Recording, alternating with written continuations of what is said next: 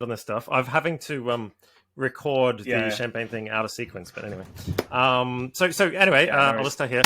Thanks for coming on the show. Can you speak really loud? Okay, sorry. Can you Yeah. speak really loud? Hello. Okay, I'm Hi. way higher than you. Okay, ready? Welcome to the show, Mike. How's it going? Yeah, good. Thanks. Yeah, good to be here. Awesome. So champagne. You've come pre-prepared, which is Yeah, great. What do you got? always. Ooh, It's 2012, perfectly Berkeley Co. good. See, the only champagne I know the name of, other than the ones I've heard in rap songs. You know what? It's a really good champagne. I mean, it's LVMH, Louis Vuitton Hennessy Group. One of the biggest champagnes in the world. Iconic. Yeah. They've actually trademarked the orange color. Have they really? That's pretty amazing. Yeah, so it's a Pantone. Yeah, It's a I worked Pantone with a orange. client that had a. Yeah, I had a client that trademarked a Pantone color as Monzo because the hot coral of their banking card. Yeah, I thought it was a pretty There you baller move to do that. Yeah, nice. So 2012 also Right, a very let me good open vintage. this. So 2008 was pretty epic. 2012 was almost, if not better than 2008. So if you want to put something away for a while, Yeah. it's a good year. I wonder how much the It's going to economy be on the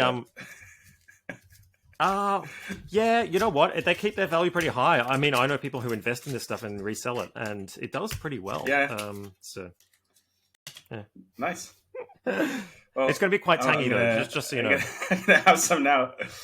Yeah, and Okay. yeah, just for the listeners, this is 8:30 in the morning for me, but I am English, so this isn't out of character. Woo! Ooh, nice. Nice. That's Yeah. awesome. So do you Right. drink much champagne normally or not Yeah. really? No, I'm not really a big champagne drinker. Actually, this is my wife's glass. I just I'm happy with like cheers. Yeah, I'm happy with a brew dog, beer or something, pretty normally. But yeah, no, the reason I chose this one is because for my 30th birthday, when we were living in New York, this is what we had. So it's the one that I remember the name of. Nice, I love it. And it's good. You can get it easily everywhere as well. So it's a good thing. Hey, so on this one as well, you might taste this. Does it taste good? Number one or not? Yeah, it's really nice actually. You might taste a bit of kind of like like woody, wet barrely sort of woody tastes at the end there. Yeah, I think I taste that. Yeah. Okay. Sorry, I didn't pour myself enough. Awesome. There you go. Yeah. So, hey, look, I don't know how we initially met, but I think I've just been following you for a little while. I love you sort of tell it like it is. You can instantly tell someone knows what they're talking about by just the specificity of the things they go into, and especially some of your recent work around measurement, right? Which tends to be a hot topic right now. Yeah. And really liked. Then I noticed that you were writing some of the blogs. Yeah, or co-writing blogs with Recast as well. And obviously we talked to Michael, and actually you recommended I talk to him, which is really awesome. So the attack of the two mics. And yeah, like I just find it really interesting. What I've been noticing with measurement is firms are in different stages of maturity when it comes to measurement. I thought you've probably seen, as an ex-agency owner, all the way through from small to like very more sophisticated, large enterprise companies at the top of their game. So that's the reason. So yeah. Hey, so can you just tell us, first question, we did see a real broad. Oh, sorry, I think I interrupted you there. No, I was just going to say we did actually see like a really broad selection because when we started Ladder, we were just working with early stage startups, and so in some cases even idea stage. So we were the first ones to set up tracking and do any sort of measurement. But then eventually, as we grew, we got onto bigger clients, and then we worked with like clients like Booking.com or Time Out Magazine and Monzo Bank, and like these guys are obviously much more sophisticated with measurement. So yeah, we really ran the full gamut. Yeah, no, that's great. Yeah, it's funny how sometimes I think there's a bit of a paradox in measurement as well. It's like the bigger the organization gets, the more politics sometimes gets in the way of really good measurement. Like ironically, they have really good systems, and there's the capacity to measure things really well. But then also there's this kind of like counter force that's like, oh, let's not disclose that because that could, annoy somebody, or, oh, that decision that I made 12 months ago actually doesn't look like a good decision. So let's just, look at something else. Yeah. Do you find that should be true? Yeah, trust me, that's not unique to big companies. Actually, the politics is still there for small companies as well. And in fact, maybe more so, because if they say the wrong thing or report the wrong metric, then they don't get the next funding round, or the investors get angry with them. So like I think it's a myth that like you start off in a startup and everyone's really honest and it's merit based.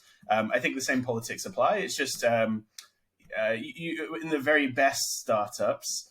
They have more in common with the very best big companies than they do with the very worst startups. Yeah. So on that note, then, this term comes up a lot, and I just want you to define it. Like, what is attribution? Mm-hmm. Yeah, so attribution is just sharing credit, right? So you have a marketing budget. Like marketing isn't a charitable function within the company, right? It should make money, right? Like every dollar you spend should generate more than $1 in return over some time horizon. So attribution is really just kind of keeping score of who deserves that credit. And it's closely tied with incrementality. Incrementality is basically like if you turn that channel off, how many sales would you lose? And I think that in a perfect world, like they should be the same thing, right? Like your attribution should be sharing credit based on incrementality, but in practice, the measurement methods are not perfect. Like no measurement method is perfect. So there are all these flaws that you have to account for, and everyone's kind of aiming for this holy grail of incrementality. But I don't think anyone has ever gotten there. Yeah, well, it's funny. I was just talking to someone who mentioned that they have a very a senior lead at Google, and they said, "Oh, look, worldwide, we've probably got a handful, maybe up to 10 people who have done it really well, like full funnel, proper, really reliable, valid attribution, and everybody else is sort of somewhere in between, wrong and kind of getting there, if you know what I mean." So I can believe that. Yeah, nobody's really happy with their attribution, right? Like, unless they have their wool pulled over their eyes or their head in the sand. Hey, so I think that's a good point, because sometimes I find people who aren't exposed to how this is all done, like in terms of marketing execution. I don't want to make broad generalizations here, but let's just say maybe it's people in finance or accounting. They just think that, especially with digital marketing, you put money into an account, you press start, and then return comes out. We can look at a column, bang, and then calculate accrued CAC from that, ROI, blah, blah, blah. And it's like that easy. And then, let's just double it and we'll get double amount of that. And then we'll triple it and get the triple amount of that. Yeah. But what would you say to that sort of common, in my opinion, fallacy? Yeah. I mean, I've been on the tail end of those conversations a lot. And I mean, the biggest fallacy that you see from finance actually is that you can double spend and get double the results. And that's just never true, right? And they should know that, because it doesn't work that way in any of the other line items that they oversee, right? I think, like if you're going to, build one factory this month, then that would cost you like 10 million quid or whatever, $10 million. But if you needed to build like 1,000 factories this month, then of course, like it would cost you much more per factory, because you'd have to buy up all the raw materials in the area, and you'd have to hire a whole team to oversee it. And, you'd have to kind of like figure things out as you went. And I think a lot of finance people, for some reason, forget that law of diminishing returns when they apply it to marketing, or maybe it's in their best interest to try and forget that, right? Because like if you can push your marketing team to get double the results, then everyone's happy, Yeah, and the other thing I've noticed as well, and like this is my next question, is what is an attribution? And I find attribution tends to get lumped in this digital marketing side of things, which is like, some action getting recorded in some kind of analytics program, no matter what it is, then some kind of column being a conversion goal or a sale, or however you want to define a conversion.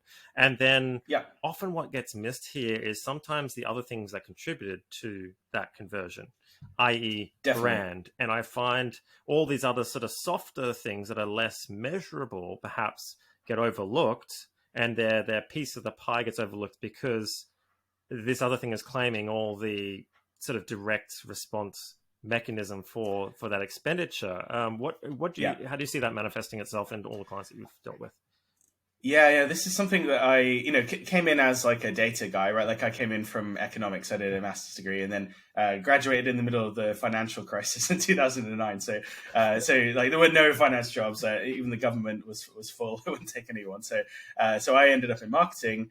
So I was very, very skeptical about the power of brand, and I was one of those people that naively believe that advertising doesn't work on me and therefore doesn't work in general, despite being 1% of GDP for the past 60 years, 70 years. So I came into it very skeptical, and then over time saw it happening again and again.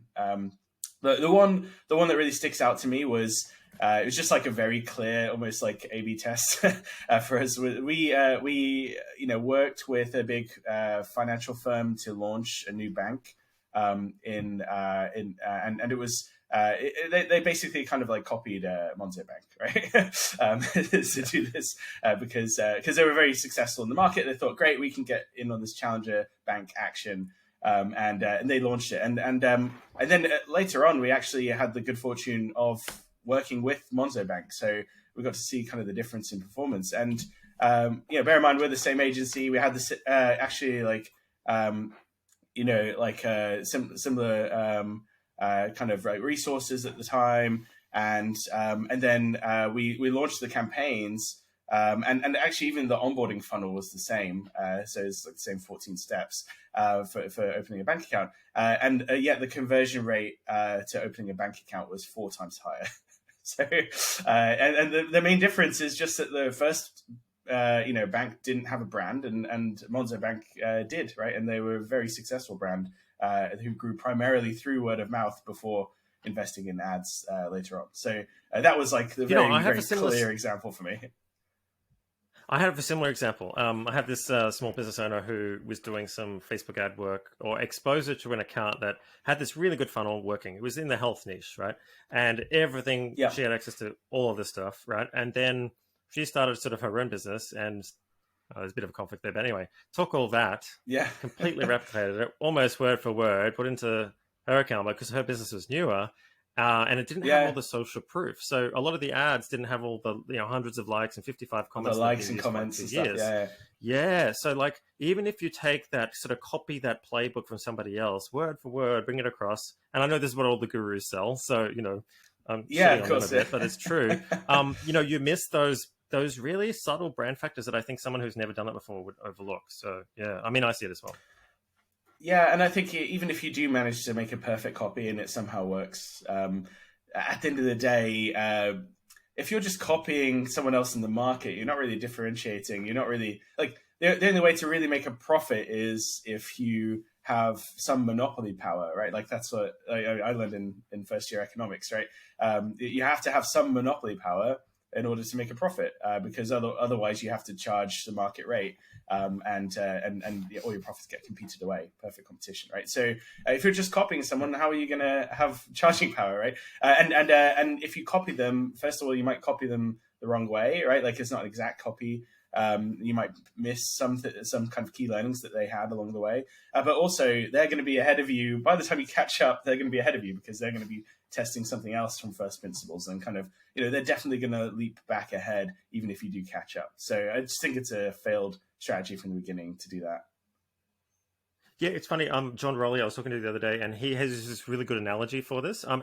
Patrick Campbell from ProfitWell had a really good one as well about not copying sort of playbooks and the context there. But John was saying it's easy to copy a recipe, and tacticians copy recipes, but people who are strategic, they have the cookbook, and the recipe is less important because they have the fundamentals and have created the cookbook and created the recipes from that cookbook.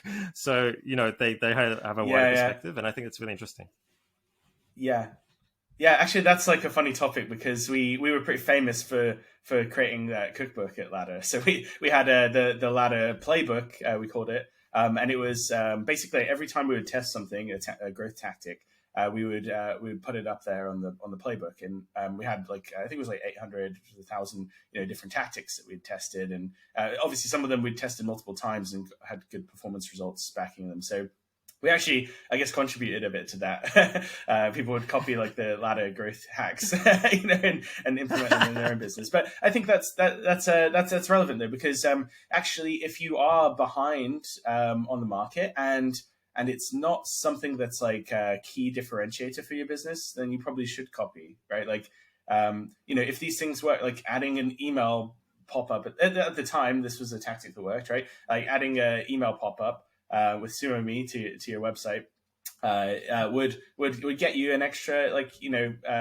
2-3% conversion rate to email address, right? And that adds up pretty quickly and compounds. So if you didn't do that, for every brand you worked with at the time, like that was negligence almost, So I do think there is value in these playbooks and copying them, and that's also how you learn. And then once you start to kind of get really good at kind of understanding, and you get good at like getting average results, then I think that's when you start to make your own recipes and test things that other people haven't tested, and kind of have that kind of secret domain knowledge that gets you growth. Yeah, it's funny because growth hacks, everybody likes it, and I was very much into that a number of years back. But I found with growth hacks, the more the people that know about it, the less effective it actually is. It reaches this kind of like inflection point. There's a mass adoption where then the effectiveness trails off and then slumps, and then you have the next phase, and then the next hack, and the next hack. And then sometimes you can be just caught in these sort of hacking cycles without understanding the bigger first principles that are sort of like overarching all different niches and all different companies at all stages. And that's kind of what I've learned, I suppose. And that's what I would call a cookbook, but I don't know. Yeah, exactly. Like we were actually a growth hacking agency when we started, and eventually that we kind of softened that to growth marketing. And actually, we did some analysis, like some timesheet analysis, and found that it was like, I think at one point it was like 90% of all growth that we'd driven for our clients just came from Facebook and Google ads, like for everything else that we tested, right? And that was only like 20% of the time we'd spent, and it drove like 80-90% of the growth. So it was like, okay, yeah, maybe we should just be like a Facebook ads agency. And I think like I don't work at Ladder anymore. Like my co-founder still runs it, but they focused a lot more now on like creative testing for like Facebook ads and social ads in general. Speaking about that, because I think it's a good segue. Yeah, it's a good segue into probably where we are right now, which is this iOS 14 update. 18 months ago now, around about then, where we used to have 100% visibility in terms of like cause and effect in a Facebook ads account, which was like, hey, if there was a conversion here, we knew it came from this device and this person, and while you didn't know the individual person, you could kind of delineate exactly and optimize around this end goal. And then iOS 14 came out, and Apple went, no, Facebook, we're not going to share anybody that opts into not sharing this data, which was like 80 or 90% of people. So then you have half of the whole mobile phone market now not able to rely on those conversion metrics. So you're missing 50%, which is a large proportion sometimes of these conversion events. So now what's happened is that there's a lot of digital marketers and Facebook experts, etc., that are now going, oh, well, I can't rely on this data when I'm reporting. Now I can't optimize around it without being 100% sure what's working, what isn't. So there's all this kind of confusion. And we're kind of at that stage now where I think it's opened up this sort of measurement Pandora's box, which kind of brings us to what we're talking about now, which is maybe this transition away from one sort of measurement methodology that's quite dominant to like more of a balanced view.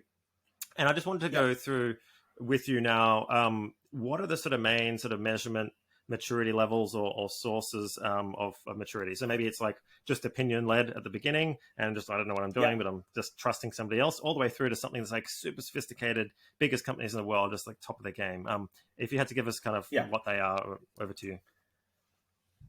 Yeah. So I think when iOS 14 happened, a lot of people went, okay, now, at least on iOS, like digital ads are like as untrackable as like TV ads used to be, right? Or like today. So actually, like that's how I got into marketing mix modeling, which is what I write a lot of blog posts on for Recast, the attribution partner. You talked to Mike on a previous episode of the podcast. But yeah, everyone started to look like, okay, well, how did we measure things in the past before we had all this fantastic digital tracking?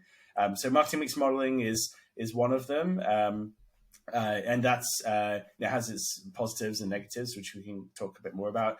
A lot of people then went down I would say like it was like a growth hacky kind of mindset, and they're just trying to like get back what they lost. So they're like, how do we like kind of hack SK ad network, and how do we do fingerprinting, and how do we like kind of like find a way to do server side tracking, like how do we associate these people even though it's kind of dodgy and against the rules. I think a lot of people have gone down that route, but I think that's a bad path because you're in an arms race against one of the richest companies in the world who will win eventually.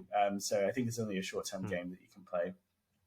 And then I think like some people went back to surveys. We did a blog post with Fairing that used to be called Inquire Labs about how you can kind of use checkout surveys to do this attribution, but then kind of tie that into your marketing mix model to calibrate it as well, which I think opened a lot of eyes. And then I think the other big bucket is testing, right? So doing like geo tests, doing like kind of switch on, switch off tests. So like measured.com is I think like the leader in that space, or kind of got on that quite early, and were I'm sure their investors were incredibly happy when they when all of this happened. But yeah, like I think people are kind of going back to the old school. Actually, some people have just regressed entirely and just stopped measuring and focus on creative instead, and kind of run social ads like TV campaigns now. So yeah, I mean, I wouldn't recommend that, but that is also a valid option. Like plenty of successful companies have grown without using sophisticated measurement. Yeah. It's interesting. That's a really good overview. I mean, I found the more you understand first principles of these things, the less you need to measure anything, because from your experience and just the way like you've crafted your offer, just using direct response sort of like marketing principles generally, you go, okay, what am I selling? Why would it be valuable to somebody? How would they talk about it? What's the hook? And if you do all those kind of things right, it tends to work out. Then it comes down to the macro environment, which is like competitive saturation and timing and all those kind of macro forces that you're then exposed to. But I find, if you take care of that stuff and do it really well, then, everything else kind of works out in a way. But again, only if you're really, really experienced does that actually work. But, exactly. I was going to make that qualification. Yeah, because like I make that mistake all the time. Like I go, oh, it's easy. Why don't you just do this, this, and this? And then because I do a lot of calls for Growth Mentor. They kind of like a mentoring service you can do, and I make that mistake all the time. I'm like, oh, it's really easy. You just do this, this, and this, and they're like blown away. They're like, wait, hold on, let me just record this, and then I'll go back through it. So I think actually, like I heard a really good analogy the other day. I listened to another podcast. It was Lenny Rajitsky, I think his name is, who used to be product manager at Airbnb, and he's got like a really popular Substack and a podcast. But he had the guy from Google Photos on, and he was famous for making a lot of intuitive decisions, and they kind of explored that. And he said, well, the way I see it is your intuition, your gut is the most sophisticated machine learning algorithm in existence, right? Like it's been trained by hundreds of thousands of years of evolution, and it's very, very good at making decisions. It's a black box, so sometimes we don't know why it makes decisions, or it makes biased kind of decisions like an AI does. But you do need to train it, right? Like if you get a lot of experience in how to write direct response copy, and you're always looking at the stats, you get very, very good at writing direct response copy. Eventually, you can do it without looking at the stats. But I think you do need to kind of look at the numbers and look at direct response results in order to kind of train that AI, your subconscious, in order to start to kind of build that experience and make better decisions. Yeah, exactly. So this comes back down to, I think, who does the measurement as well and who executes the campaigns, right? And everyone uses different things. So maybe you outsource it all to a Facebook agency, or a marketing agency, ad agency. Sometimes you've got an internal team that are really good at doing it. Maybe you've got a mix of freelancers, internal, external, whatever. What I found is that measurement is really key as the feedback loop to optimizing that whole process to make it work. So you need to be really over the measurement side of things. But from your experience, is measurement really an internal thing? Should you be reliant on the reports you get from agencies where the principal agent problem could become an issue? Like, who should own this, do you think, in terms of measurement? Yeah, I mean, in an ideal world, finance should know how to do this, right? Like they should be doing incrementality tests for you, right? That's a good joke. I mean, they're the ones with.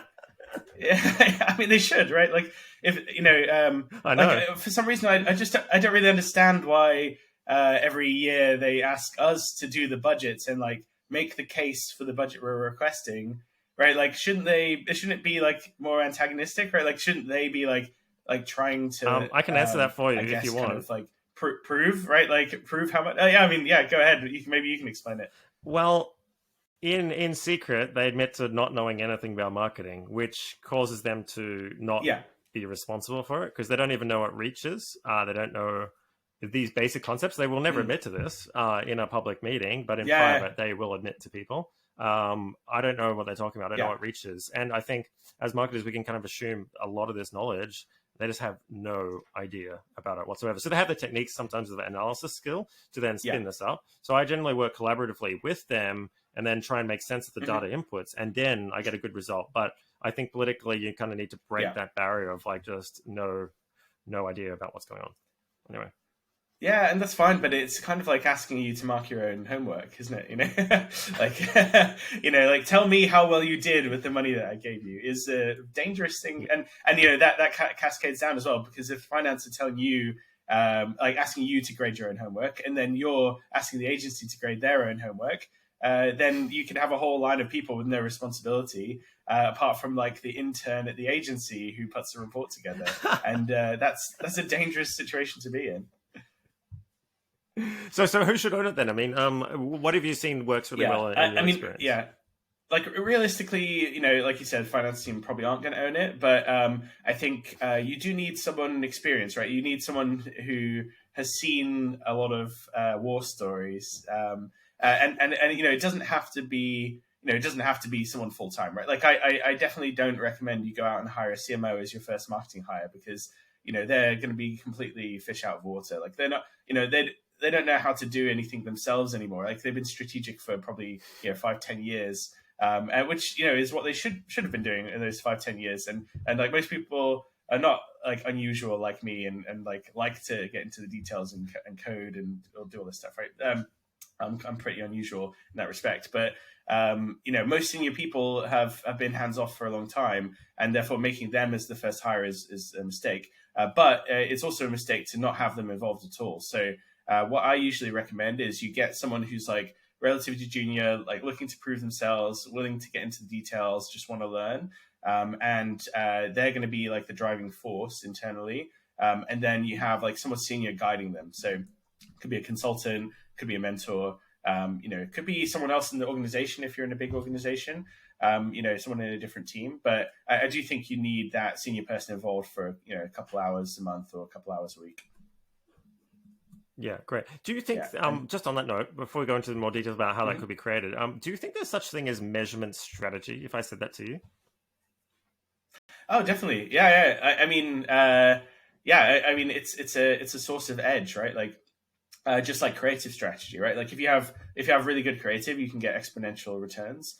Same thing with measurement, right? Like if you only know how to measure Facebook ads or Instagram ads or whatever, then that's really limiting your growth strategy, right? Like you can only do that. So you're not gonna sponsor an event, right? And maybe sponsor an event will get you 100 times more leads than the Facebook ads would. I've seen that actually with some of our clients. Like they've said, like, it's great what you guys are doing, but actually, this is Booking.com. They're like, yeah, it's kind of cute what you guys are doing, but like we're getting 10 times more leads from sponsoring events. This is on the B2B team. So it's like, it's great, but we worked really, really hard to get the results that we got. But like, if you were, as the manager of the B2B side of Booking.com, if you were, like adverse to measurement or afraid of it, or like, not willing to try these like less measurable channels, then you could be getting an order of magnitude less performance. So I think like that's really an edge, and any situation where you can gain outsized rewards for limited resources is a strategic situation. Yeah, well, I've always found it weird how strategy really is. Some people think it's just planning. For me, it's thinking about planning, but taking from existing data some insights that you then wrap into a path that you want to go down and justification for that path based on that insight of research, and then you execute and you're measuring that execution to then feed back into that start of the thing. So for me, it's circular. I think a lot of strategists just do planning and then wash their hands, walk away, and the execution people do that, and then somebody measures something, and then that whole line is broken. So for me, I think you can't be good at strategy if you don't know measurement, because like, how do you know if it's worked or not? Or how do you know if the data you're using to create the plan is actually valid or not? And for me, that's always been a weird thing, how people leave that side of things off. Yeah, like if you use the analogy of like if you have a map and you're going for a hike, like strategy without measurement would be like planning the route in advance and then never looking back at the map while you were walking, you know, to make sure that you were walking down the right route. Like it's actually the equivalent of I don't know if you remember like pre Google Maps, we used to like print out the directions, and it would like be turn by turn directions when you go for a drive, and it'd be like this is maybe dating me, but it would be like, you know, go left here and then go right here, and then when you get to this road, go straight. And like if you went off that map, like if you missed one of the directions, that you had no way of getting back to where you were. Like you just didn't know. Like the rest of the world was just black, you know. There was no knowledge there. So yeah, like I think strategy without measurement is basically similar to that, right? Like, and what you really want is real time feedback on the strategy, because strategy shouldn't change very often, but like how you execute the strategy, there's millions of degrees of latitude. So I think like you do need. Like you can't just say this is the strategy and then hand it off to someone else. I think like the person in the weeds has to also contribute or be in control, because otherwise the strategy is going to be bad. Yeah. Hey, so if you're going into a firm, let's just say, just choose any firm that sort of comes to mind, or size firm, or sort of a generic sort of basket catch-all firm, and they didn't have any measurement set up, and you were then hired to set up their measurement. Let's just assume that sort of nothing's been done, or there's just pretty haphazard and sort of all siloed or whatever. Like, if you just run us through a bit of a basic process as a guide for somebody without getting too detailed, what would it be? Yeah, so we talked about training your subconscious, right? Like as an AI, and I think that all the numbers in the world, like won't tell you like why someone is doing something, right? Like if you see loads of, I don't know, if you see a big spike in users every September, and you could maybe even see the locations of those users, you might not really understand like where they're coming from. But then if you talk to some of those users, then they would say, I'm the IT manager at a school, and I'm like, I'm installing your product on our IT lab computers, and that's why you get a big spike, right? Like I think I think this is something that most measurement people are really bad at in general, because we're like Excel geeks, and we don't like to talk to people as much as other professions do. So I think like that's the biggest edge, and that's the first thing you should do, is like try and get some customer interviews. Try and talk to people, and then the very next thing you can do after that is start doing surveys, because that's like, it's not as good, but it's like talking to people at scale, right? And kind of getting some interesting results there. That will help you build some intuition about what you're seeing in the numbers. And then it's really just a case of doing like a simple kind of like funnel analysis. So based on the tracking, data that you have, so it might be UTM parameters, it might be tracking pixels or SK ad network. Based on what you have, it's going to be imperfect, but you just want to kind of get a breakdown of what are the conversions by funnel stage, split by channel and split by campaign, and kind of look for any anomalies there. And then to really like validate that, you need a marketing mix model that it's a probabilistic model, right? But you're going to use it to kind of calibrate what you're seeing in attribution. And see, okay, well, Facebook retargeting says I'm getting this many conversions, but actually the marketing mix model doesn't agree and says it's less incremental than we thought.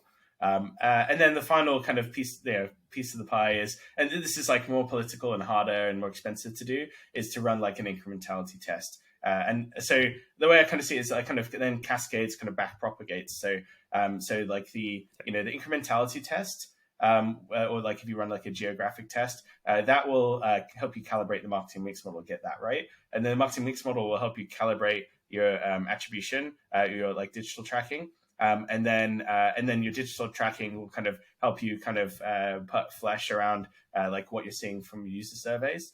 And then the user surveys will also kind of inform the questions that you ask to users when you talk to them. And if you get that loop going, then you can't go far wrong, and you'll be better than probably 95% of other companies doing measurement. I think that's a really good way, like really quick summary of it. I really love that. Just for everybody that may not know what incrementality is, could you really quickly give like an explain what it is? And yeah, because I think a lot of people, they will go on anecdotes. So they'll go, oh, we spent an extra 100 into this channel and our thing lifted by this. But then there's sometimes like, can we prove that happened mathematically, or is it just a hunch? And I think this is where a lot of people maybe fall over with these incrementality tests or suppression tests. So over to you. Yeah. So just like in medicine, right? Like doing like a double-blind experiment, right, is like the holy grail, right? Like that's the way you prove that one medicine is more effective than another, right? You could give 50% of people one medicine, 50% of people a placebo, and then you check the difference, right? So that's what you want to try and replicate with marketing, but it's not always possible to do that, right? Like pre iOS 14, Facebook had a tool that would let you do this, and it would take all the people that would have normally gotten impressions for your ad, and then it would like switch off for a proportion of them, and then you'd be able to tell like if you still got like 100 conversions from the switch off group, and you got like 200 conversions from the audience that saw the ad, then you could just subtract 100 from 200, and then you know that 100 conversions wouldn't have happened if you didn't show the ad. So that's kind of the most basic, and you can kind of hack that as well. So a lot of people run like unrelated charity ads for 10% of their audience or something, right? So if you still get conversions when you run this charity ad, then you know for sure that like they weren't incremental, because like it's for the Batsy cats and dogs home, not for your product. So if like Facebook's still tracking conversion. So that's like one way to do it, without using the official tools. But then the like you can't really run like a controlled experiment in a lot of channels. For example, like brand advertising or brand keyword ads, right? So if you're running an ad on Google on your brand term, and people searching for your brand all the time, it's likely that that's not very incremental, because how did they hear about you in the first place? From a friend, right, or from your billboard or your TV ad or whatever, and you're giving all that credit to Google when really like they probably would have clicked on the organic listing if the ad wasn't there. For that, you can run something like a switch on or switch off experiment. That is like less scientific, but it's still pretty valid. You literally just like, turn it off for a week, turn it back on for a week, measure the difference. And there are kind of more fancy maths you can do with like causal inference. There are statistical packages out there, like Google has one, Facebook has one, that will help you kind of work out the numbers and make sure it's more valid. And then there are things like geo tests. So this is what like Measured does, for example. They will choose different geolocations and switch them off from advertising just those regions, right? So you'll know that like if you were switched off in Utah but you were switched on in in Nebraska or whatever, then you can kind of tell the difference between the two. And there are like more sophisticated math. So this is where you like need a data scientist. So you can do like synthetic controls, because obviously like Utah and Nebraska are like very different in terms of behavior. So I don't even understand the maths of this, but like there are smarter people who do, you can kind of create like a synthetic Utah and a synthetic Nebraska and kind of track how it would have performed had you not switched it off, or vice versa. So there are like more advanced statistical things, but you don't really need them until you're spending hundreds of thousands in ad spend a month, and at that point you can definitely afford to take like 5% of their budget and just hire like a data scientist to help you out, or use one of these vendors like Measured or and Recast I think, for the marketing mix models. Like Yeah, and I think that sort of brings me to the next thing I wanted to ask you about. I think the solution right now that Facebook especially selling, if not other vendors, is the MMM system. So Facebook has their own called Robin. I talked to Michael about this, and he was like, "Oh, look, it really depends on how you install these things. Even if they are open source and independent, a lot relies on how you configure and train these things. Like you mentioned before, that loop of testing and optimizing the model itself over time. Have you seen that right now as a good solution, an antidote to this issue that a lot of Facebook ad people are dealing with, or not? Yeah, most of my experience with marketing mix modeling was the very low end, right? So like I would say that Mike Recast is like very high end, like probably one of the top 100 people in the world at this at the minute. But and so obviously like I really trust his opinion, and he's who I go to for advice on this stuff. But like I had a lot of good results literally just doing in Google Sheets and Excel. Like because I was working with smaller brands as well, so. You can it's linear regression at the very low end, and most people I think still do it in Excel. So it's really just kind of looking for. I was doing it in Excel just yesterday. Sorry. There you go. Yeah. So I don't think there's any shame in that, right? Like I think it's a good place to start to really understand how it's working, and sometimes you get really good results. Like I had one client that they were just spending on. It was like a small e-commerce store. They didn't really have much of a brand. They're spending on TikTok, on Facebook, and Google. It's like very simple marketing mix, and all the sales happen on the website. No physical stores, no brand to worry about. And we just did a marketing mix model. It was clear as day. It was like TikTok is like deserves slightly more credit than it's getting. Facebook deserves slightly less than it's getting, and Google deserves about half the credit it's getting. And they were like, yeah, it's what we suspected in talking to users and doing surveys. So this kind of correlates, and that was it was like half a day job or like a couple of days job, I think. It was just in Excel, so it was fine. And I think like you can scale up from there, and like once you like, so the reason why I say Robin is more sophisticated than that is because they want it to run without like someone who knows how to do the Excel stuff, right? Because they're building like, so if I'm doing Excel, I'm trying to like find the right combination of variables that work. I'm trying to find like the right parameters and figure out like where the ads kind of hit the saturation point and stuff. Whereas with Robin, they're doing that like automatically, right? They're doing that's the promise, is like taking out the human bias, because it can be biased, right? Like if you have someone who I don't know, like if you're the branding team, and you want to show that like TV ads work really well, so you can secure a budget for next year. Like you could, right, in theory, go and hire a marketing mix modeling company that you know, and like it's your mate, and then they can tell you, oh, surprise, like the brand TV is driving tons and tons of sales, because you can kind of p-hack it, right? Like just like any kind of statistical model, you're only as good as like the modeler, right? So I think there's a lot of cowboy behavior like that going on. But no, I think that like Robin is, I think, a really good step in the right direction. It's much more sophisticated than the Excel method, and you're building like 10,000 models automatically, and then kind of selecting the best ones.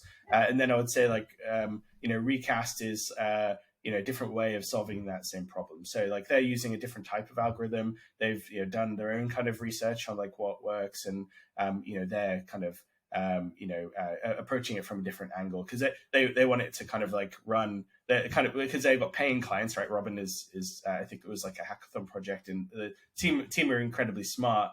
And it's like amazing how they've transformed the whole industry. But then like with Recast, like if they don't, if the model's wrong one day, then like they lose a client, right? And they lose a lot of money. So like they have built a lot of safeguards to make sure the model's like or like always plausible. And I think they did like a couple of years of R&D in Mexico. But like I think Mike, I don't know if he told you this on the podcast, but he like, I think when I first talked to him, he was like, yeah, I moved to Mexico to keep our burn low, so I could just spend a couple of years like figuring this shit out. Yeah, so yeah, that was so they're pretty hardcore. That's like the extreme high end. Jeez. But I think if you are spending like a couple $100,000 a month, then you need to eventually kind of migrate to that. But I think like if it's your first model and you're not spending a lot, then you can do well with Excel. Yeah, I love it. You brought up sort of this conflict of interest with your mate's business, like making your expenditure with another business-related business sound good, like TV. This happens a lot with ad agencies. I was just talking to Edgar about brand tracking. You know how there's these brand tracking firms. There's some very famous ones. I won't mention their names, but the way they design, like you said, p-hacking, the way they design the experiment even, and the tracking is flawed from the beginning. So, and then depending on who they're supplying the tracking to, the competitors are swapped around in terms of who's doing better than the others. So basically, the agency's going, oh, we need something to make it look as if our ad campaign worked really well. Can you give us some, valid data?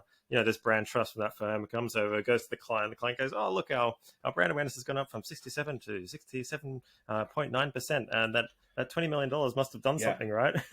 So it's just funny how that all works out, the conflicts of interest that sort of come into play here. But on that note, and this comes up a lot in advertising, there's this sort of focus on reach and, these kind of like impression or very top level metrics. So are there any sort of vanity metrics you see a lot, and what should we be measuring instead of vanity metrics? Yeah, good question. Because I was very suspicious of that whole world initially, right? Because like I said, I was suspicious of marketing in general, like whether it worked or not. And then I saw in the numbers that it did. But no, I see that happening a lot, right? Like you have a lot of these big companies, they just buy campaigns on impressions, right? On programmatic display, and they're getting ripped off. Like I mean, even sophisticated companies like Uber, they got defrauded for tens of it was like hundreds of millions or something. Just because like the impressions that they were serving were like actually being served to real people. So that's a sophisticated, difficult problem, and none of us are scientists really. Like we like to use the words of science, but there are very few actual scientists in marketing, and the ones that are, they're mostly like, they're like in kind of lecture halls, and they're talking about like they're not talking about TikTok ads, right? Like talking about TV ads, so not as relevant to like what the mainstream marketers are kind of doing day to day. And that's through no fault of their own, because the science isn't there yet. Like nobody's really done that many scientific experiments on TikTok yet, so that's fair enough. But like because we're all marketers, we know how to market like the findings of what we saw. So I think we're, as a profession, like especially prone to p-hacking, right? Because like we know, like we have a good intuition for like what our clients are gonna want, and therefore like we try and like make the numbers look rosier, or try and like hide like the bad news in a footnote somewhere. Yeah, no, I'm the same. It's like, and this is where we get into political territory. I'm like, oh, what metric should we be measuring is kind of what I get a lot. And I'm like, well, there's stages, and there's correlation between these stages, from like maybe something very high level, which is, a reach or impression metric, all the way through to, am I aware of the brand, through to like, am I aware of the brand and the product they sell, which is a big jump often. And then am I aware of the brand and the product they sell, then brand salience and want to buy it. Yeah, exactly. So brand salience is a good one. So it's like, it's not just enough for them to be able to recall your brand, but like, do they think of your brand when they're about to buy something, right? Because, there's a famous study. It was like, 80% of consumers in the UK could recall the brand of like British Airways, right? But when they were about to book flights, it was like 80% recalled EasyJet or Ryanair, right? So like it doesn't matter if they like know your brand if like they don't think about it when they're about to book something. So I think like that's also, so I think that's why you can't really just look at reach. That said, I think with brand campaigns, it's binary in terms of outcomes. Either it's like a smashing success and everyone's talking about it, it spurs loads of word of mouth, and you get like tons of traffic and tons of like long-term gain from it, or it's like a splash in the ocean, and it kind of that has like some long-term effects as well. Repeated exposure by itself like actually does drive consideration, but But I think like it's either or. Either it's going to be a big success or it's going to kind of be not noticeable. So I think it is kind of valid to to track reach as like a proxy metric, but just not take it too seriously. Actually, like the biggest case for brand advertising I saw was when I worked at travel zoos in the travel deals space. So we were competing with Groupon in that kind of specific sliver at the time. It was like fastest growing company like Groupon in history, I think, at that time. But we did a study and we found that so we had 23 million email subscribers getting our deals, which is huge, and we'd been going for like 15 years. And we found that 5%, 6% of the US had heard of Travelzoo, and 5% of the US were on our email list. It's like pretty insane, right? So like that's like the biggest case for brand advertising I've ever seen, because then you just think like literally anything we can do to get people to hear about us will drive to emails, because if we're getting such a high conversion rate from like, if like almost everyone that's heard of us has signed up, then like we just need to like throw anything into the awareness bucket, and like and that's when they started doing TV ads and stuff like that, and grew a little bit. But it was just like that's when you look at it and you go like, I don't need measurement to tell me that like if I do a good brand campaign and people hear about it, like I know the conversion rate is so high from like once people know the concept and they trust it, then like they're definitely going to sign up and use the service. So like I think like that's a mistake I think a lot of us like data guys can make, is like really caring a lot about attribution, when really like you should think more about like the strategy and say like, look, like I don't even need measurement to tell me if I do this strategy, it's gonna drive a lot of sales. Like I just need to execute on the strategy well. I found the same thing. I was talking to another marketer in Melbourne who does a lot of these campaigns, and he was like, brand campaigns for him, if he knows if it's working or not really quickly. Like brand campaigns generate sales, and I think there's this fallacy that brand campaigns either generate brand, and then there's this latent demand effect, or you do a direct responsey sort of like, and the industry likes to position these two camps as like, oh, you're either digitally sort of sales activation-y direct response, or you're brand campaigns. And exactly, it's funny because it's a myth that brand doesn't have a short-term effect, Exactly. I find like if it's working, it works straight away. An outsized effect. Yeah. So like I think it's a myth that brand campaigns don't have a short-term sales effect. And I think it's also a myth that like performance marketing, like direct response, doesn't have a long-term brand effect. I think they both, like the difference is that they're just for different purposes, right? So like if you were just measuring your ROI of your direct response campaigns by brand effect, it would be really disappointing, right? Because it's a weak effect. And if you were measuring the short-term direct response results of your brand campaign, it would never break even, because if the people you're buying TV inventory against, right? Like if you're competing against someone else who's trying to buy the inventory, if they're measuring on like the effect over a year, the sales over a year, then you can't really compete with them if you're just measuring your brand campaigns based on how many sales it drove this week, right? So I do think it's kind of like a LTV issue, right? Like lifetime value. Like printers, like I think it's like the PPC keywords for printing are like $50 a click, and a lot of the printers like that's more than they make in margin, right? More than the cost of the printer in some cases. So the only way they make money is through LTV, because you keep coming back and buying the ink.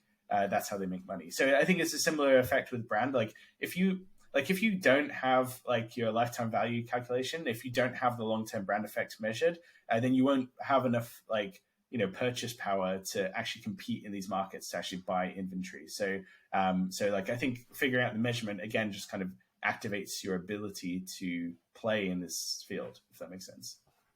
Hey, so I think that you raise a good point here. Like we talked a bit about that macro effect and then not getting to the tunnel vision in terms of attribution and getting into the weeds of like very technical channels and looking at the macro brand effects and etc. Like obviously when I've done a lot of MM models, I'm sort of looking at economic factors, seasonality, like we mentioned before, because there is often seasonality in lots of different sectors. And then we've got sort of macroeconomic environment right now. There's a bit of a, recessionary, so to speak, and that does affect some and COVID as well more than others. And COVID, yeah. So we've got a lot of those sort of macro factors happening, and then we've got the brand, which is something that perhaps we control, which is another macro factor that sort of it creates this like uplift over all the other channel efforts to an extent. It's like kind of like a blanket, a cheat code almost, right, for all those things and boosts them up. So how do you incorporate that, and how do you measure that and put it into sort of a digital attribution model and sort of combine the two together to get some more of a holistic look at it? Because what I'm finding is that some digital marketers who are now in the last 10 years over relied on some of these, very cause and effect conversion column sort of thinking and processes are now going, oh, what do we do? And they're out of water a bit. They're a fish out of water and having to realize that maybe there's a piece missing here. So how do you incorporate that brand piece back in? Yeah. So I mean, it's funny you mentioned macroeconomic factors because like there's always that running joke in performance marketing that if the numbers go up and to the right, then it was thanks to me, and if it goes down, and then it's seasonality, right? No matter what time of year you see the results. So no, I think like that's actually the biggest kind of step change in my measurement ability. In learning marketing mix modeling is to like think, okay, wow, like, when I was blaming stuff on seasonality, I could actually like do a linear regression and figure it out, right? Like how much did COVID impact my performance of my Facebook ads? I think one thing you have to be really careful of is, and this is something that Mike Recast opened my eyes to, is the distinction between controlling for seasonality or controlling for macro factors or controlling for brand versus kind of like modeling that performance. So, and it was like a subtle point that I didn't really realize the maths of, but say for example, it's like coming up to Super Bowl and your product sells a lot during that season. Then traditional marketing mix modeling method would be like you control for it. So you say like, how would my marketing have performed if it wasn't the Super Bowl, right? Or like or you're controlling for brands. You're saying like, how would my marketing perform if it wasn't for the brand, right? So then you're kind of giving the brand its credit, and but then that is actually like the wrong way to think about it because it's going to lead you to the wrong conclusion, right? So if you say like, how would my marketing have performed, despite COVID? Like if COVID hadn't happened, how would my marketing perform? Like, why do you need to know that? Because like what you need to know is like, how actually did my marketing perform? And marketing is going to like perform worse during COVID, and it's going to perform better during the Super Bowl, and it's going to perform better during a brand campaign or worse. So I think like that was kind of another big unlock for me was learning that from Recast. And what they do is with their marketing mix models, they have like time varying coefficients. So what that means is like the performance of marketing can go up and down over time. So they'll be able to tell you like your marketing performed like 30% better during the Super Bowl, and therefore you should spend more money during the Super Bowl, right? Rather than like what the controlling for it would have told you, which was that like your marketing performed the same as it normally would, and you gave all the credit to there being a Super Bowl on, right? I think it's important to look at it both ways. It is important to look at it both ways because you like with the first model of like controlling for, then you can do future scenario planning. So you can say like, what would my performance look like if COVID happened again, right? What would my performance look like, if some kind of if like we ran another brand campaign next year. But I think the Recast way is a really good way of looking at like assigning the historical credit. So like, how did my marketing perform because of the brand campaign? How did my marketing perform because of COVID? Because it did actually perform worse, right? And when you control for COVID or you control for brand, then you're getting like the wrong answer, or you're getting the right answer to the wrong question. Yeah, I mean, he did mention that, and I think that's a key point. It's like, how are you setting it up? What questions are we trying to answer here? And that's where it gets into this nuanced effect where you actually have to know a lot of these principles and a bit of science and statistics and math, really. And I think a lot of people, if you're not exposed to that.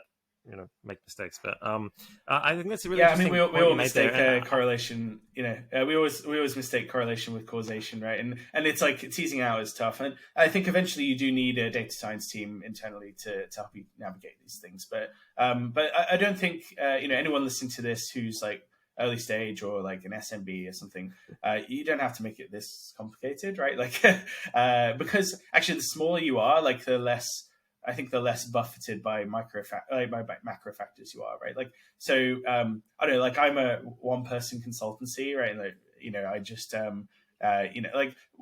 how much I'm making like day to day is like not really affected by like the way the pound is declining, or or by like COVID, right? Like I didn't notice COVID in my in my stats, right? Like in terms of how many people were booking me, because I'm the master of my own destiny. Like if I do a good job, then people recommend me. If I do a bad job, then they don't. And that's like a stronger determinant of my attribution, right? Like that's a stronger determinant of like how many sales I get as a one person business. I think these macro factors do have an impact in some cases. Like if the economy is particularly bad, or like if people physically can't visit your shop because there's a lockdown. But I think they usually matter a lot less than people give them credit.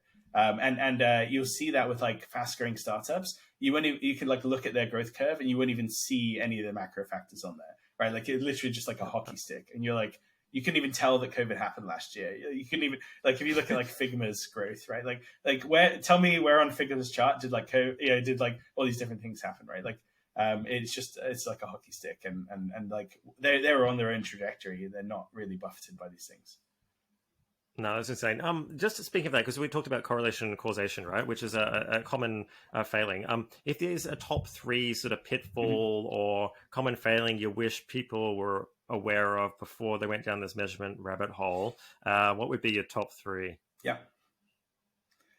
The number 1 is just because someone clicked on an ad doesn't mean it was the ad that drove the sale, right? So.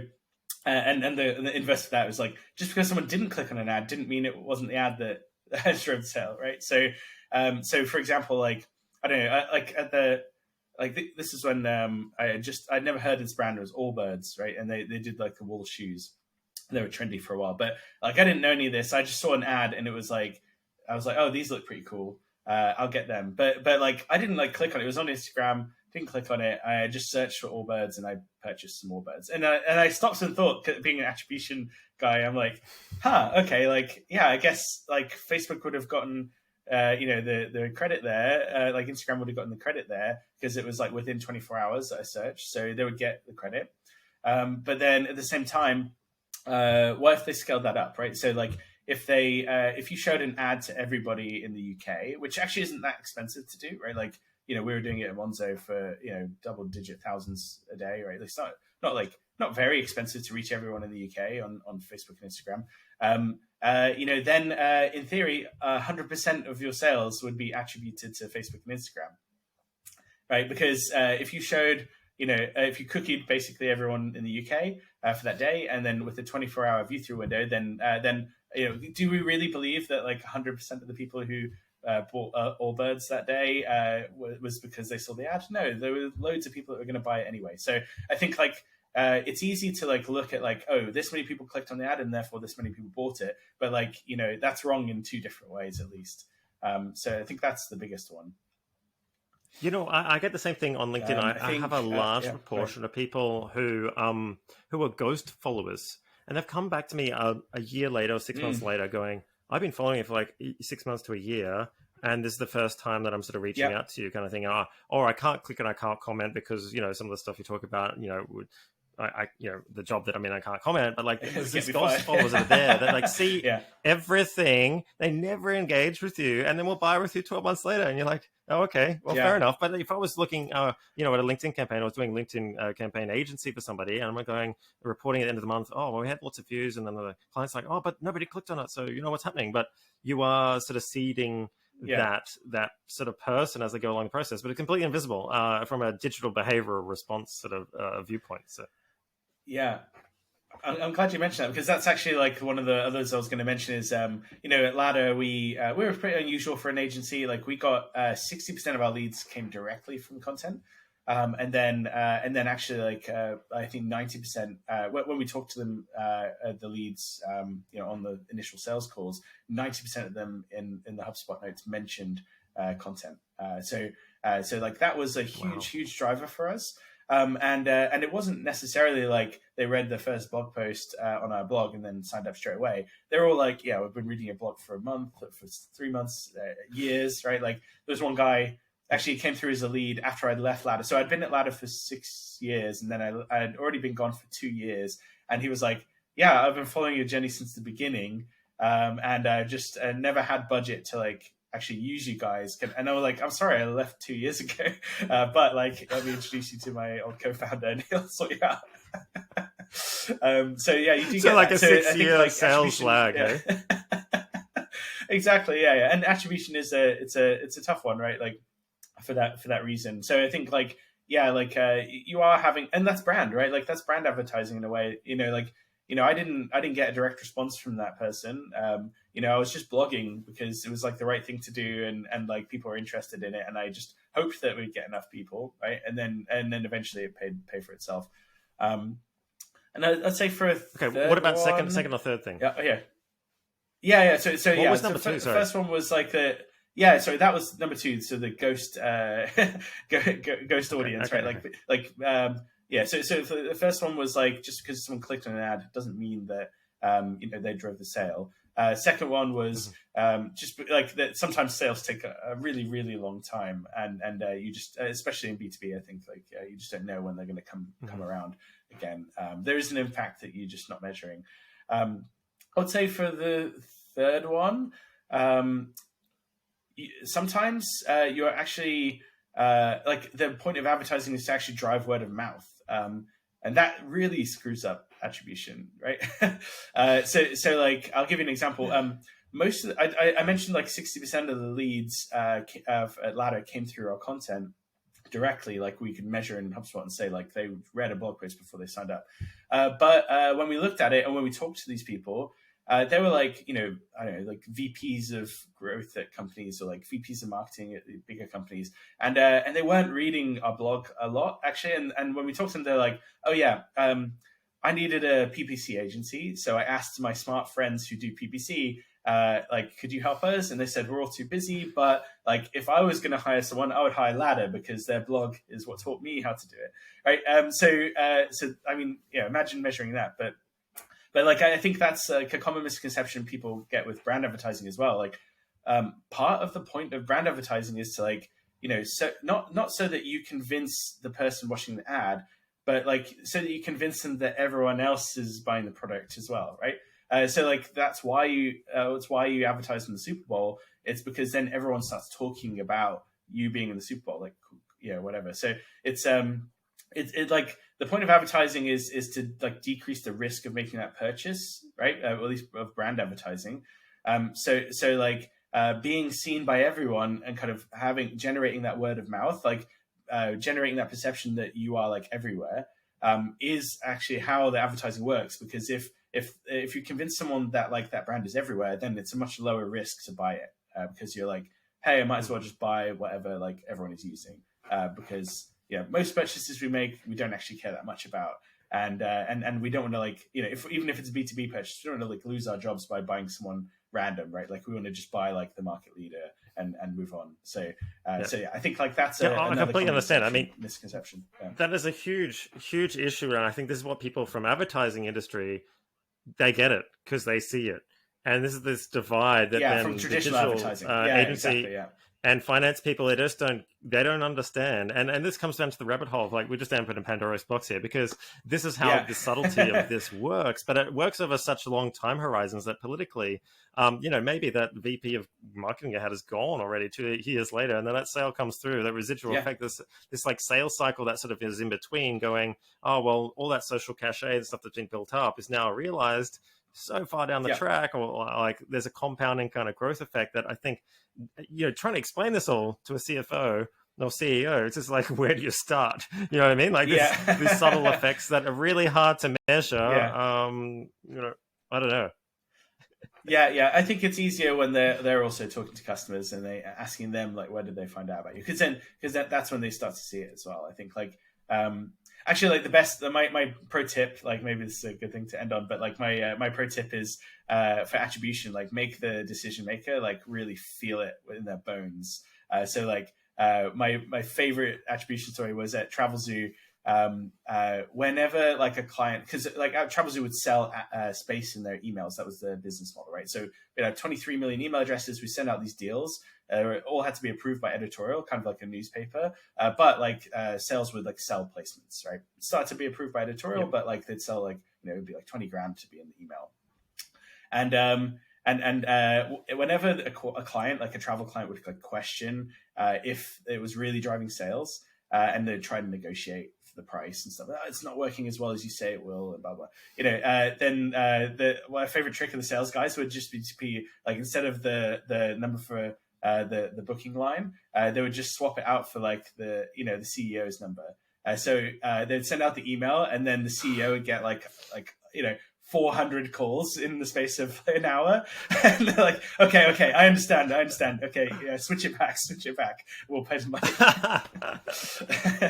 I think like the more you can make it tangible, and the more, yeah. Well, I think you just brought up something really, really key here, is that when you're purchasing like marketing services off here, the key negotiation technique is to deny that something is working, to negotiate a better rate. So when I was always in an agency, you know, I knew my clients were doing really well when they didn't talk to me.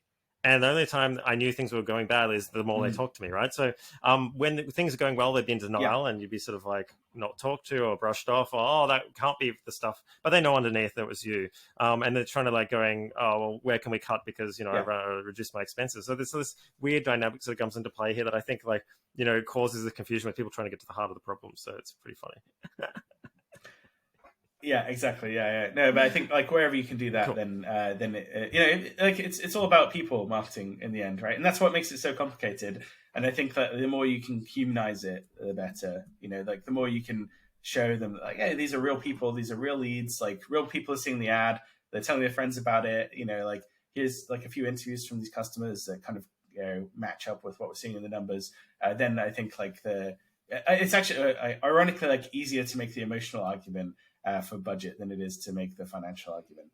And you need both, but I think people focus too much on the numbers and not enough like on like why the numbers are there, right? Like what's generating these numbers. You know, they're all people behind the numbers, hopefully, if you're not being defrauded. So find the people, find the use cases, paint the picture, tell the story. I think like that's hard to do, but necessary.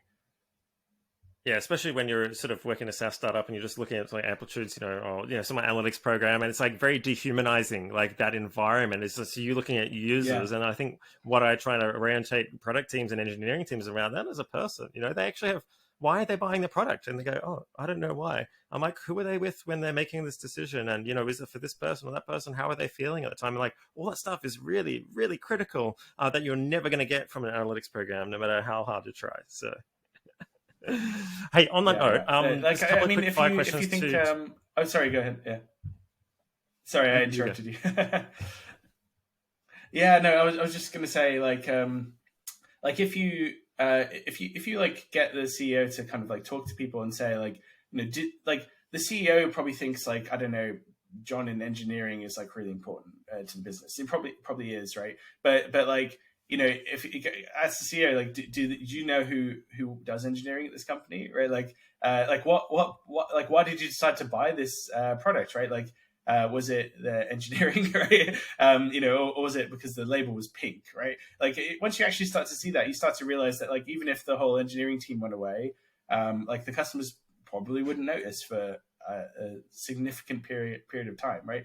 And I think it's easy to get caught up in like it's availability bias, right? Like if you're not talking to customers very much, and then you're like talking to engineering every day, and then like this John guy is like an absolute hero helping you, then you start to like think that the value of the company is in engineering, and actually it's really in like mental availability and like, you know, the fact that like, I don't know, you made the card pink, right? Like from Monzo Bank, right? Like like that's like a huge amount of the signups just come from the fact that like people wanted like this like pink card, right? Like so, yeah. I mean, it's like people make decisions for like odd reasons, and we should celebrate that and try and like track that, right?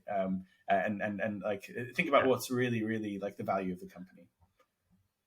That's great. So distinctive brand assets is kind of what you're getting at there, which is another whole kind of caboodle. But I just have I really like that. I think it was a really good expose of measurement from a really practical perspective without getting too deep into the weeds. So that's really great. Thanks for your time. 5 questions to finish. Quick fire. Book that you're reading now or have read recently that's really changed your thinking for the better. Yeah, I was just about to start this one. I haven't read it yet, but write useful books, because I'm actually writing a book at the minute on marketing memetics. So this is like all the creative testing side of things, but try and make it more data driven and attribute like what parts of the creative actually drove sales. So that's by Rob Harding. He also wrote the Mom Test. Rob Fitzpatrick, I think. So like he, so yeah, I think like that's where a lot of my edge of talking to customers came from. But yeah, I the most recently, I think I was listening. It's been mostly like podcasts and stuff. I've been really getting to like Lenny's podcast. Kind of really getting deep into like how like these people behind like really popular products actually think. I think that's fascinating. Yeah, great. Okay, awesome. What about a favorite website resource that you're not always that willing to divulge, but one of your secret source websites? Secret source websites. Okay, yeah. When at least when I was at Ladder and I had to like come up with strategies for things, I stole an embarrassing amount of content from like Reforge or like Brian Balfour before we started Reforge. So like our whole services slide in our presentation was just basically a copy of his like scientific marketing process of like how you should break things into hypotheses and then test it. So like I owe them a great debt. I've actually written for Reforge now, which is great, but yeah, I think like a lot of the time I would need to come up with something that made me sound clever, and I would like go to their blog and just just say be inspired by it. I'll have to admit that I've also been quite inspired by some of his work, and it's amazing. Like looking back, there are holes in some of it now because the industries move on a lot, but there's still a lot of timeless concepts there. Like it's just the growth loop thing. It's just like I find there are marketers who think in campaigns, they think in fixed time periods, and there are marketers who think always on, iterative, looped, in systems. And there's a huge difference between the two different camps. I find one is more politically driven at agencies and that sort of mindset, and then the other one is like what actually pushes the button forward. Okay, what about a piece of tech that you can't do without? Software or hardware? Google Maps. I have first of all, I have like a really bad memory. So like I forget, like even like driving places I've driven hundreds of times, I like forget how to get there. So I would be completely useless in the modern day without like Google Maps. So that deserves the honourable mention. Well, actually started in Australia too, by the way. It's an Australian product. Yeah, eventually. Really? Well, Google, okay, nice. Google Well, thank you. Thank you for your contribution to the world. What about a really good quote? Yeah, good one. What about a quote or meme on this topic or sort of related topic that makes you laugh every time because it's so true? Yeah, so do you know the maybe I can find you an example for the show notes, but there's like the IQ meme, right? So it's like a bell curve. Yes. IQ. Yes. And then like so I saw one the other day. It was just like so the joke is like basically like people at the very low end of the IQ scale also like keep things quite simple, and people at the very high end of the IQ scale keep things quite simple, and it's really just the people in the middle that like get really stressed out about all this stuff, right? So I think like it applies a lot to attribution rate, because I think I saw one recently which is like at the very low end it's like just like Excel and Python, right? At the very high end, it's just Excel and Python, and that's how you do analysis. And then in the middle, it's like everyone arguing over like whether you should use R and like whether like you should use this algorithm or that algorithm, and like whether you like oh no you need to do this and this, and it's like it's like it gets really really complicated in the middle, and like you have like slightly smarter than average people and slightly dumber than average people having these arguments, but like when you get like really good at a topic, I think eventually you just like revert back to like simplicity. You go, no, this is just keep it simple. Like 90% of the success are just going to be like, let's just keep it simple. So I see that in many manifestations, and it always makes me laugh because it's always like ridiculously true. Same. They're just the most classic ones ever. In fact, I got a really good one that I put in a slide deck about attribution actually, which is like and like measurement is like the low end of the scale was like, look, all KPIs are directional anyway, so just do whatever kind of works. And all the people in the middle are going, you're going to use a Markov regression or this regression, and like we have to exactly have like 50,000 channels. And the person at the top's like, don't worry about it. It's just all KPIs are directional anyway, so just do the best thing kind of works. And it's like so true. It's not funny. I love that one. Okay, what about over to you now? What do you want to sort of get the word out there or promote that you're working on right now? Yeah, so I mentioned my book, Marketing Memetics, and I think this is like trying to bring the data-driven kind of attribution thinking, but to like creative, because we can always test like which creative worked, but we don't always know why. So I'm trying to kind of extract from the creative, decompose like what parts of the creative are actually driving performance, and how do you test them. So I think that was something that was very useful at Ladder when there was like a big cause of our success, being able to kind of break these campaigns down and rigorously test each item. But yeah, I think like now it's it's kind of like become this bigger book, and it's I don't know, like the more I write about it, the more fascinating it becomes. But it's obviously not out yet, so I can't really like plug it to go sell. But if you go to the website, you can like sign up, and hopefully I'll have it done by the end of the year. Well, you also have your Notion. You're categorizing a lot of this into your Notion thing. I've seen you post about that into different folders and stuff. So you've kind of got a lot of that organized. Yeah, exactly. Yeah. So like my this was like me trying to keep it simple again. But like I was like, I want to write a book this year, and I've got like 7 pages of notes on this topic of like different links and stuff to read. So I was just like, I Googled like how many words are there in a typical book, and it was 50,000. So I was like, great, I'll just write 1,000 words a week, and then at the end I'll have a book. So now I'm like kind of reaching the end of that, and I'm like, okay, now I have to actually do the hard work of like grouping these essays together into chapters. And I've been publishing the essays as I went, and getting feedback from people and kind of understanding it. So I'm kind of writing in a data-driven way as well. Which is fun. Okay, I've got some good links to show you about that. Yeah. Oh, yeah. So you continue. Oh, sure, yeah. That'd be great. Yeah, no, I was just saying the other thing that's occupying my time is VexPower. So that's the learning platform that I built with my co-founder, James. So it's simulator-based learning. So it's basically like if you want to learn marketing mix modeling, which is obviously very difficult, I knew I was definitely like not smart enough to automate it like the Recast guys.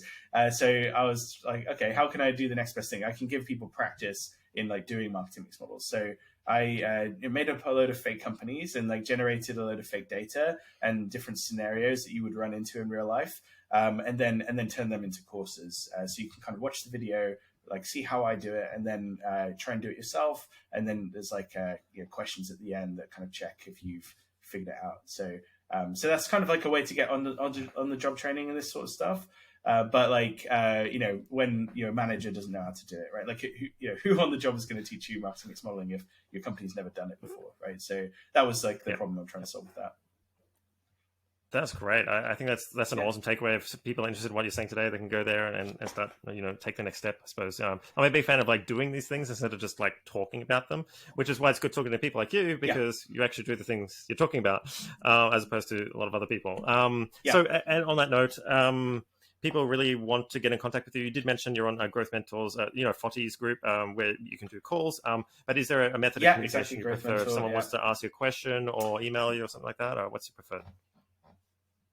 Yeah. LinkedIn is like usually decent for reaching out to me. Also, I'm like an addict on Twitter. just like completely addicted to that. It's hammer_mt is my embarrassing username there. But yeah, I'm like a degenerate on Twitter. I can't stop tweeting multiple times a day. So that's probably like that's where most of my mental communication availability goes. So you can also reach out to me there. That's great. Hey, well, thanks again. Enjoy the rest of the champagne. Really appreciate your time, Mike, and yeah, all the best in the future. Yeah, cheers. I'll just stop it there. Okay.